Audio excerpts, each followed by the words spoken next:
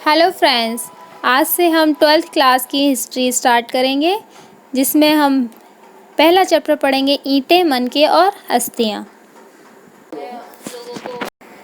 हड़प्पा सभ्यता। आज हम पढ़ेंगे हड़प्पा सभ्यता के बारे में। हड़प्पा सभ्यता 2600 से 1900 ईसा पूर्व में आई थी। जो हड़प्पा सभ्यता का जो काल है वो पहले उल्टा लिखा जाता था। हड़प्पा सभ्यता को हम हड़प्पा सभ्यता इसलिए कहते हैं क्योंकि सबसे पहले हड़प्पा नामक स्थान पर इसकी खोज की गई थी। हड़प्पा एक जगह का नाम है जहाँ पर खुदाई की गई थी, जिससे जहाँ पर उसे हड़प्पा सभ्यता कहते हैं। खुदाई के दौरान जो भी चीज़ें वहाँ से मिली हैं उनके हिसाब से। सिंधु नदी घाटी में फैली है ये सारी सभ्यता। सिंधु नदी घाटी में सभ्यता के फैले होने के कारण इसको सिंधु सभ्यता भी कहा जाता है। सिंधु सभ्यता के जो प्रसिद्ध केंद्र है वो है हड़प्पा और मोहनजोदड़ो। ये हड़प्पा और मोहनजोदड़ो की खोज हुई थी 1921 से 1922 में। हड़प्पा सभ्यता की खोज की थी दयाराम साहनी ने, और मोहनजोदड़ो की खोज की गई थी रखालदास बनर्जी ने। दयाराम साहनी और रखालदास बनर्जी ने जो खोज की है वो सर जॉन मार्शल के नेतृत्व में की है, उनके साथ की गई थी। हाँ, हड़प्पा सभ्यता की जानकारी हमें जो मिलती है वहाँ से खुदाई के दौरान खुदाई में जो मिली इमारतें हैं, बर्तन हैं, मृदभांड जिनको कहा जाता है, औजार हैं, तरह तरह के नुकीले छोटे बड़े आभूषण हैं, वहाँ पर माला अंगूठी ये सारी चीज़ें जैसी पहनावा होता है, जो मूर्तियाँ कांसे की, सोने की, ऐसी अलग अलग तरह की मूर्तियों की जानकारी मिलती है।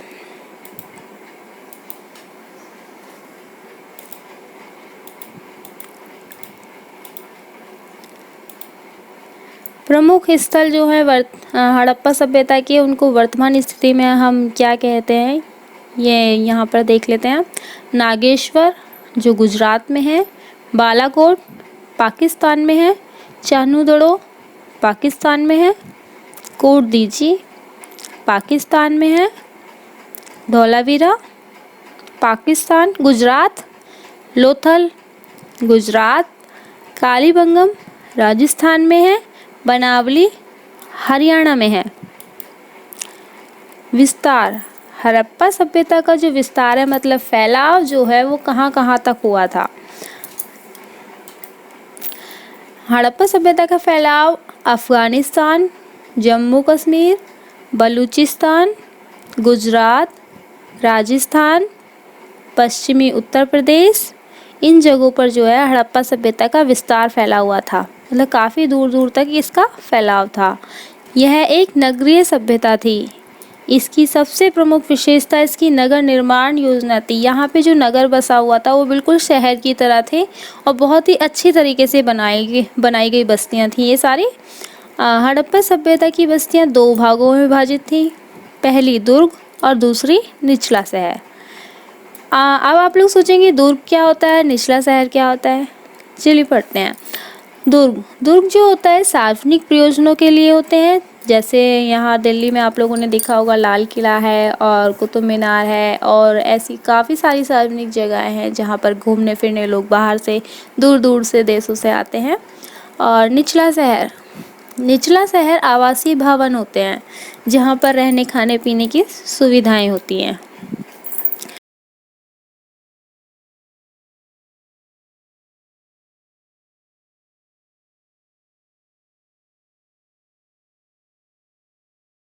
हड़प्पा सभ्यता में सड़कों तथा गलियों को एक ग्रिड पद्धति में बनाया गया था। ग्रिड मतलब कि जैसे कि एक सीढ़ी नुमा पद्धति में बनाया गया था, और ये एक दूसरे को समकोण पर काटती थी। समकोण तो आप सभी लोग जानते होंगे, जिसने भी मैथ पढ़ा होगा कि समकोण जो होता है वो 90 डिग्री का होता है।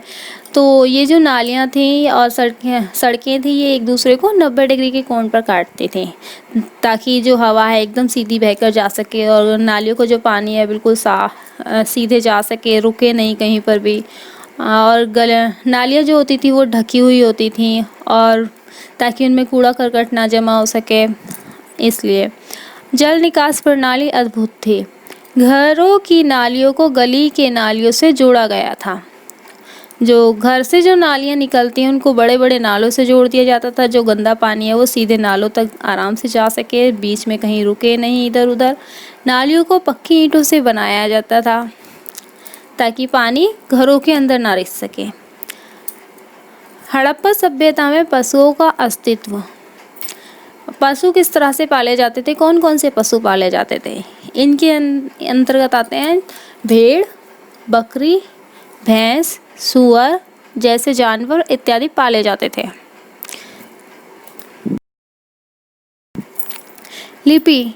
हड़प्पा सभ्यता की जो लिपि है, हम इसके बारे में आज बात करेंगे। हड़प्पा सभ्यता की लिपि को पढ़ने में असमर्थ रही है, मतलब कि आज तक इसके बारे में कोई नहीं पढ़ सका है, क्योंकि ये पढ़ने में नहीं है, किसी को इसकी जानकारी नहीं है कि किस तरह से इसको पढ़ें, कैसे नहीं। जो लिपि है हड़प्पा सभ्यता की, वो दाएं से बाईं ओर लिखी जाती थी। जैसे आज आम तौर पर हम लोग देखते हैं कि हम उल्टे हाथ से सीधे हाथ की तरफ लिखते हैं, जो कि बाएं से दाएं तरफ लिखी जाती है। और पहले जो ये हड़प्पा सभ्यता की जो लिपि है वो दाएं से बाईं ओर लिखी जाती थी। हड़प्पा सभ्यता के चिन्हों की संख्या की बात करते हैं तो हड़प्पा सभ्यता के चिन्हों की संख्या 375 से 400 चिन्ह बनाए गए थे। हड़प्पा सभ्यता की लिपि चित्रात्मक लिपि होती थी, जो चित्रों के माध्यम से बनी होती थी। हड़प्पा सभ्यता में बाटों का भी प्रयोग होता था। उस टाइम पर जो है वो बड़े बड़े बाट नहीं बनते थे, छोटे छोटे बाट ही बनते थे, और छोटे छोटे बाटों से वो छोटी छोटी चीज़ों को तोलते थे। हड़प्पा सभ्यता के जो बाटों का प्रयोग है संभवतः आभूषणों व मनकों को तोलने के लिए होता था, जो चर्ट नामक पत्थर से बनाए जाते थे। वो एक स्पेशल पत्थर होता था, ये नहीं कि चलो मिट्टी से बना लिया या किसी और चीज़ से बना लिया, वो एक चर्ट नामक पत्थर से बनाया जाता था, बहुत ही खास होता था वो। शिल्प उत्पादन। चानूदड़ो एक ऐसी जगह है जहाँ एक बहुत बड़ा प्रमुख केंद्र है जहाँ पर भी शिल्प उत्पादन होता था बहुत। शिल्प कार्यों में मनके बनाना, जो शिल्प कार्य हैं उनके अंतर्गत हम क्या क्या देखते हैं कि कौन कौन से कार्य आते हैं। मनके बनाना, शंख की कटाई करना, धातु धर्म मोहर बनाना, चर्ट बाट बनाना सम्मिलित थे। जो चर्ट नामक पत्थर का जो बाट बनाया जाता है वो भी शिल्प कार्यों के अंतर्गत ही आता है। हड़प्पा सभ्यता में जो मृतकों का दफनाना है, ये अंतिम संस्कार को लेकर बात की गई है, जहाँ पर के अंतिम संस्कार किस तरह से किया जाता था। हड़प्पा सभ्यता से मिले शवाधानों में आमतौर पर मृतकों को गर्तों में दफनाया जाता। गर्तों मतलब कि ज़मीन में दफनाया जाता था। जैसे हिंदू धर्म लोग आज हम देखते हैं हिंदू धर्म अलग है और मुस्लिम धर्म अलग तरह से अंतिम संस्कार करते हैं। जो मुस्लिम लोग हैं वो दफनाते हैं और हिंदू लोग जो है वो जलाते हैं। लेकिन उस टाइम पर हड़प्पा सभ्यता के जो लोग थे वो शवों को, सिर्फ मृतकों को गर्तों में दफनाते थे। उनके साथ कुछ मृत भांड जैसे अनेक बर्तन आभूषण जैसे सामानों को भी दफना देते थे। हड़प्पा सभ्यता का विनाश का कारण। आप लोग जानते हैं किसी न किसी के विनाश के लिए कोई ना कोई कारण जरूर होता है। तो हड़प्पा सभ्यता का विनाश का कारण हम कई कारणों से जान सकते हैं, जैसे जलवायु का परिवर्तन। अगर जलवायु बदल जाए, यहाँ पर जैसे कि ठंडे मौसम की ज़रूरत है और ज़्यादा ही गर्मी पड़ने लग जाए तो भी विनाश का एक कारण माना जा सकता है। वनों की कटाई। अगर वन नहीं होंगे तो शुद्ध हवा नहीं होगी, और वन नहीं होंगे तो हमें खाना पीना भी नहीं मिल पाएगा, वहाँ से फल वगैरह फ्रूट वगैरह नहीं मिलेंगे, अनाज भी नहीं होगा। वनों को काट कर वहाँ पर बड़ी बड़ी कंपनियाँ स्थापित कर दें या फिर कुछ घरों को बना दें तो वहाँ लोगों को कुछ भी नहीं खाने पीने की सुविधा मिल पाएगी। तो ये भी एक विनाश का कारण माना जाता है।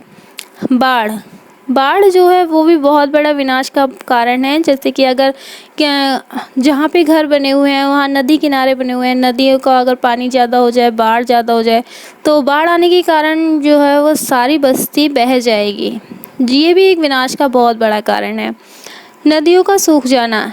नदियों में पानी नहीं होगा, पीने के लिए पानी नहीं मिलेगा लोगों को, और जानवर भी पानी के बिना प्यासे मर जाएंगे। तो ये भी बहुत बड़ा कारण है हड़प्पा सभ्यता के विनाश का। नदियों का मार्ग बदलना।